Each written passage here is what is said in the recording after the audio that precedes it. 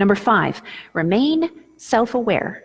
Your sins may be smaller and less significant in the grand scheme of things, but all of us have the potential of being the worst of sinners, and all of us need our own forgiveness as well.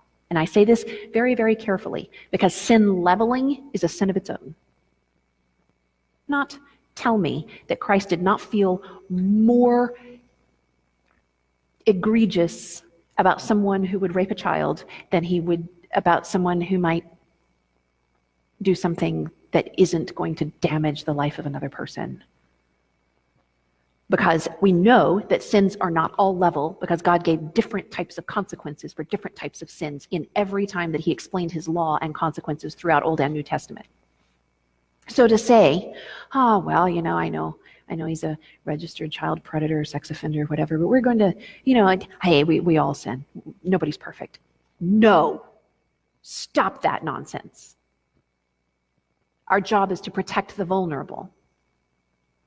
And at the same time, this is not either or, this is both and.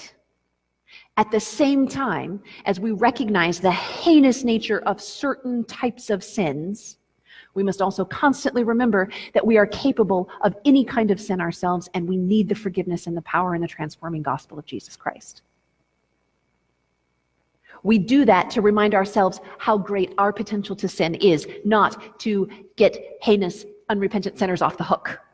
This is to bring us down to the level of needing God's forgiveness, not to take them off the hook of needing God's forgiveness. And we tend to flip those around. We give grace to the perpetrator and mercy to the victim, and law to the victim, instead of giving law and grace where they belong. And we need both.